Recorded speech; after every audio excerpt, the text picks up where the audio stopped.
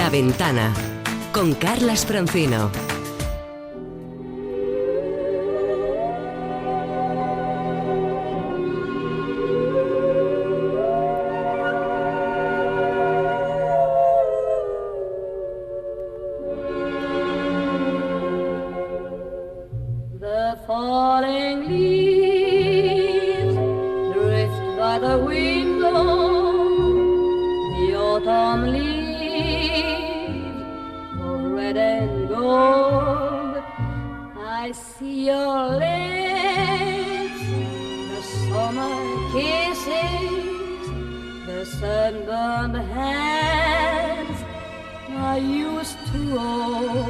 Esto va de celebraciones, ¿eh? Bueno, y demás cosas, pero de entrada de celebraciones porque el próximo lunes es el Día Mundial del Teatro, que es una idea que funciona desde hace más de 60 años para reivindicar el papel cultural, educativo, social y de entretenimiento que tiene esta arte escénica, ¿no? Esto fue una idea que tuvo Jean Cocteau, íntimo amigo de Edith Piaf, a la que estamos escuchando, por cierto.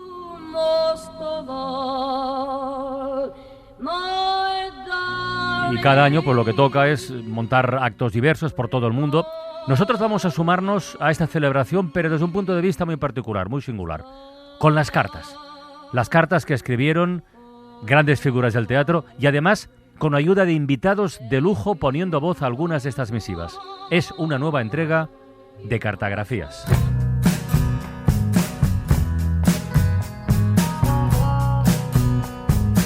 Cartagrafías. Historias por correspondencia con Laura Piñero.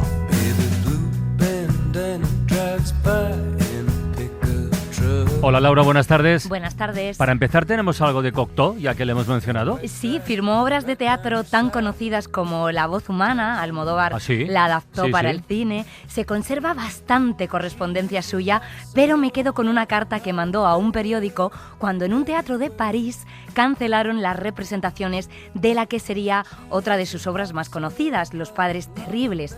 La consideraban inapropiada para universitarios. Queridos amigos, cuando a pesar de sus profesores el Consejo Municipal decide que mi obra es peligrosa, no solo se equivoca deliberadamente y no solo alcanza la libertad del teatro, sino que incluso los toma como imbéciles. Este escándalo es la primera campanada de una ofensiva vergonzosa y que suprimiría en el origen y en bloque la representación de nuestros clásicos. Todos los directores indignados por esta maniobra nos ofrecen su hospitalidad. No nos impedirán triunfar. Si en nuestra época se juzga de inmoral una obra que el público aprueba y que trata todos los sentimientos nobles y eternos, es que se nos amenaza la censura.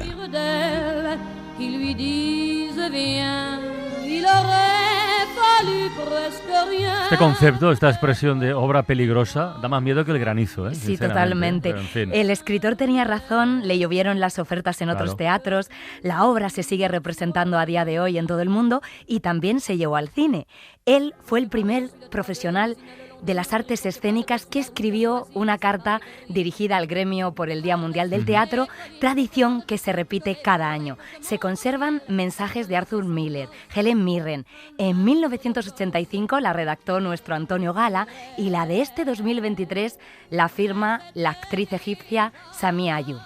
Tengo la sensación de que el mundo entero se ha vuelto como islas aisladas, como barcos que huyen en un horizonte lleno de niebla. Las tensiones nos alejan de la verdadera esencia de la humanidad en su forma más simple. El teatro es un acto puramente humano, basado en la verdadera esencia de la humanidad, que es la vida. En palabras del gran pionero Stanislavski, nunca entres en el teatro con barro en los pies. Deja tus pequeñas preocupaciones y disputas que arruinan tu vida y desvían tu atención en la puerta. No exagero cuando digo que lo que hacemos en el escenario es el acto de la vida misma. Somos los que usamos la luz del arte para enfrentar la oscuridad de la ignorancia y el extremismo, defendiendo los valores de la verdad, el bien y la belleza, y creyendo verdaderamente que la vida merece ser vivida.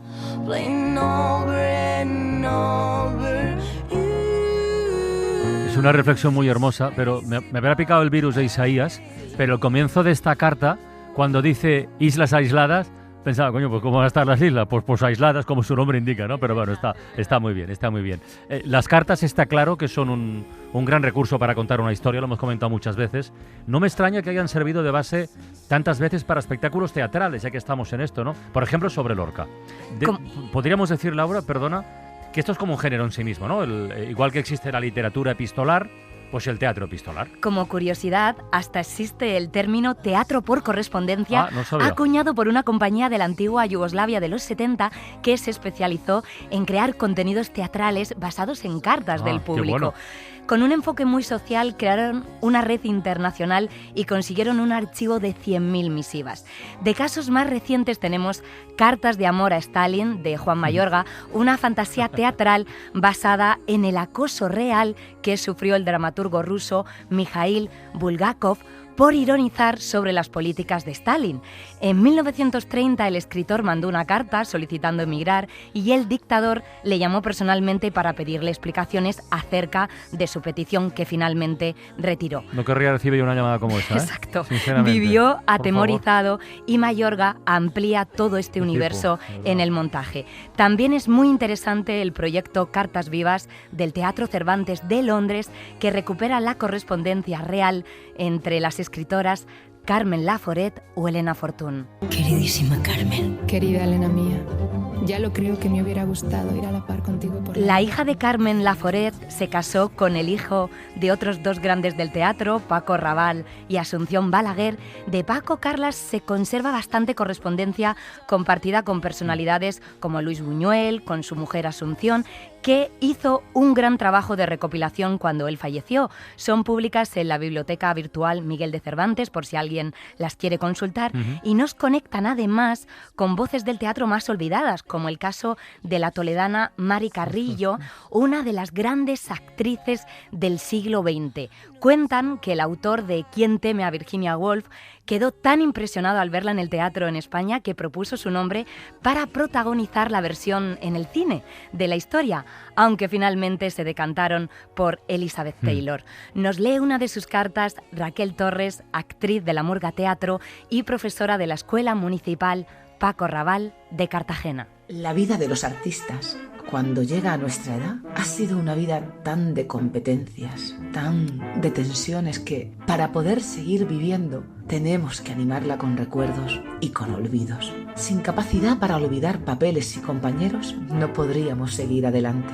Es preciso olvidar los sinsabores y recordar los buenos días, las buenas obras, los buenos amigos. Mi buena salud se debe principalmente a que solo recuerdo lo bueno, el resto tachado. Y entre los recuerdos buenos de mi vida, entre los buenos amigos, está Paco Raval. Aunque no nos veamos muy a menudo, cada uno de nosotros formamos parte de la vida artística, en una palabra, de nuestra vida. En mi delirio imito los gritos de Calloway y canto mi locura. Me gustaría recordar también a María Guerrero, alias La Brava, actriz, empresaria y abuela de Fernán Gómez, aunque nunca quiso reconocerlo públicamente. Fue una de las primeras mujeres que montó su propia compañía y gestionó un teatro. La actriz Irene Escolar, que está ahora mismo rodando una serie, a punto de estrenar la película Las chicas están bien, y que en mayo retoma la gira de la obra Finlandia, nos lee una de las cartas que María envió a otro de nuestros grandes dramaturgos, Benito Pérez Galdós. Barcelona, 12 de julio de 1892. Mi señor don Benito, más vale tarde que nunca, ¿no es verdad? Estoy en deuda con usted. A una carta tan cariñosísima como la de usted, debí contestar enseguida. Era mi deber. Y además, así hubiese venido enseguida otra de usted, tanto como me gustan. Y sin embargo, calladita y sin contestar. Y es que, además del trabajo que tengo, que es muchísimo, desde su carta, la mar de cosas nuevas. Y un estreno de una comedita de Barrio Nuevo en la que tenía mucho que hablar y, por consiguiente, mucho que estudiar. Además del calor insufrible que aquí tenemos y que quita las ganas de todo. Con don Emilio nunca se sabe hasta la última hora lo que va a hacer. Y eso que a mí todo se me vuelven preguntas a quemarropa. Tengo muchísimas ganas de verle. Rabia por saber lo que lleva usted ya de la nueva comedia. ¿Qué papel será el mío? Estoy muy intrigada. Estamos en Barcelona hasta fin de mes y el 1 de agosto empezamos a rodar en excursiones de 3 o 4 funciones por esos pueblos de Dios para venir a caer el día 15 en Bilbao. Allí sí que estoy segura de que nos veremos.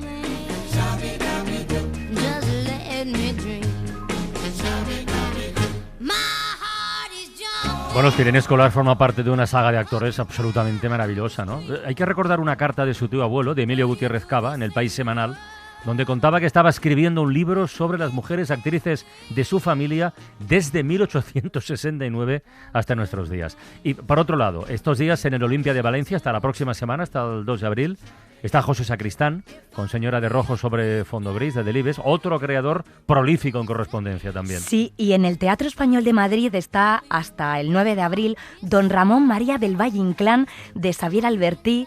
El actor Pedro Casablan une sobre el escenario las personalidades de dos grandes de la escena y la literatura, Valle Inclán y Ramón Gómez de la Serna, que fue su biógrafo y usaba la escritura epistolar como terapia. Mira. Pedro Casablan nos habla del montaje y regala una carta de Valle Inclán. Estaban adelantados a su época, inventores de una literatura muy vanguardista para su momento. Gómez de la Serna inventa las greguerías. Me fascina su sentido del humor. Era uno de los primeros humoristas. Es un personaje que hacía magia. Todo eso lo he ido descubriendo haciendo de él en este espectáculo. Y Valle Inclán inventa el esperpento, que es una forma de hacer teatro o de reflejar la realidad de la España de la época de una manera deformada. Señor don Benito Pérez Galdós, desde hace mucho tiempo acaricio la idea de dedicarme al teatro como actor, para lo cual he estudiado un poco y creo tener algunas disposiciones, pero usted sabe las dificultades con que aquí se tropieza para todo. Necesito el apoyo de una gran autoridad y ruego a usted que me preste el suyo, recomendándome a Carmen Cobeña, a Emilio Tuiller y a Donato Jiménez, empresa nueva y flamante que acaba de tomar la comedia. Yo sé que su recomendación será para ellos un aliciente. Anticipándole las gracias, le saluda con afectuoso respeto su admirador y su amigo Ramón del Valle Inclán.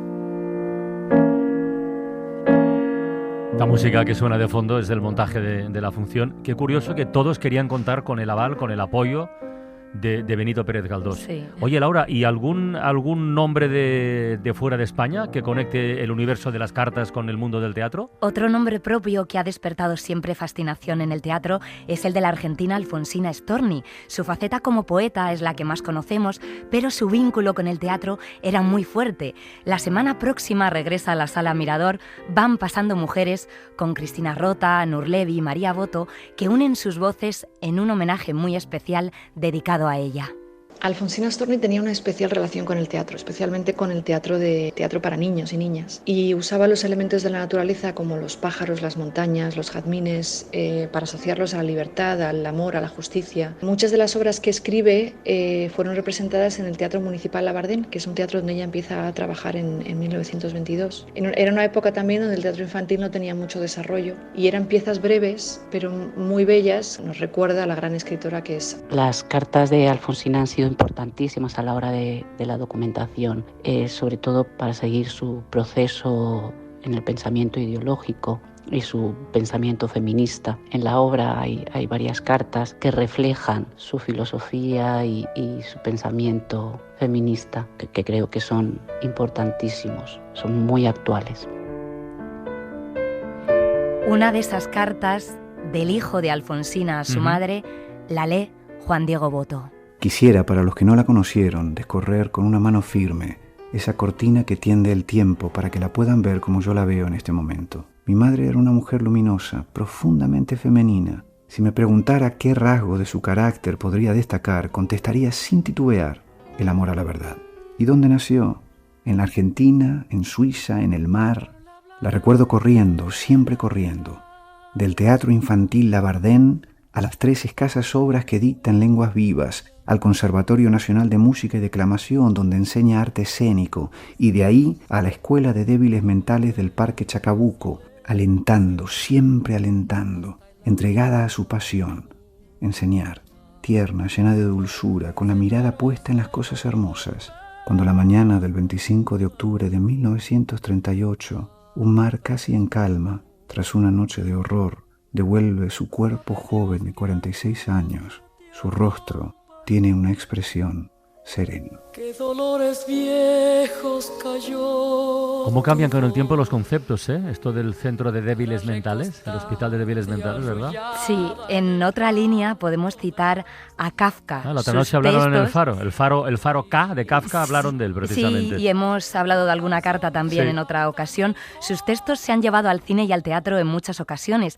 Carlos Hipólito protagoniza en el Centro Dramático Nacional El Proceso, obra inconclusa del escritor, con adaptación y dirección de Ernesto Caballero. Hipólito encarna al escritor en una misiva a su amada Milena, donde dice que las cartas son alimento de fantasmas. Hace ya mucho que no le escribo, señora Milena, y también hoy le escribo por una casualidad. En realidad no tengo que disculparme de mi silencio. Usted ya sabe cómo odio las cartas. La sencilla posibilidad de escribir cartas debe de haber provocado desde un punto de vista meramente teórico una terrible desintegración de almas en el mundo. Escribir cartas, sin embargo, significa desnudarse ante los fantasmas que lo esperan ávidamente. Los besos por escrito no llegan a su destino, se los beben por el camino los fantasmas.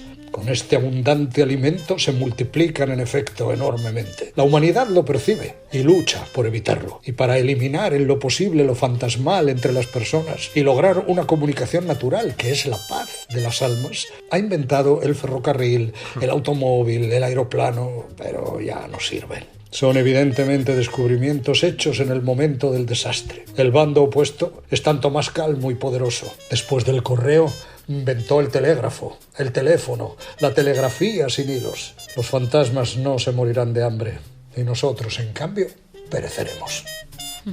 No es una mala definición de las cartas, ¿eh? Alimento de fantasmas. No, vamos, no me parece mal ni mucho menos. Es de mis favoritas. Oye, qué lujo contar con estos nombres propios tan importantes de la escena para reivindicar el papel del teatro. El lunes es el Día Internacional, siempre hay que celebrarlo y hacer eso que proponía Stanislavski, dejar el mundo fuera cuando nos sumergimos en un espectáculo. Esto lo tiene muy claro, por ejemplo, Bob Dylan, que ha prohibido los móviles en sus conciertos. Mira, y con él cerraremos hoy la ventana y nos despedimos hasta el lunes. ¡Hala! Un beso. ¡Feliz fin de semana! ¡Adiós! Must a man walk down before you call him a man? How many seas must the white dove sail before she sleeps in the sand? Yes, and how many times must the cannonballs fly before they're forever banned? The answer, my friend, is blowing in the wind. The answer is blowing in the wind.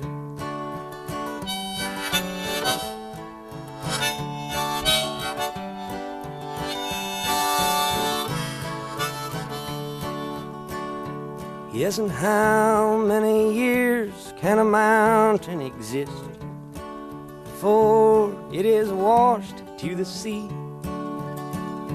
Yes, and how many years can some people exist before they're allowed to be free? Yes, and how many times can a man turn his head and pretend that he just doesn't see? The answer, my friend, is blowing in the wind. The answer is blowing in the wind.